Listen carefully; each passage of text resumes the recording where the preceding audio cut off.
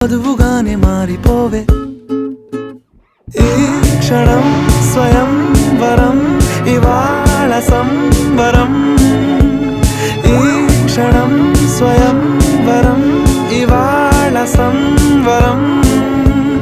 వీడుకోలు లేని తోడు అంది స్వాగతం ఈ క్షణం స్వయం వరం ఇవాళ సంబరం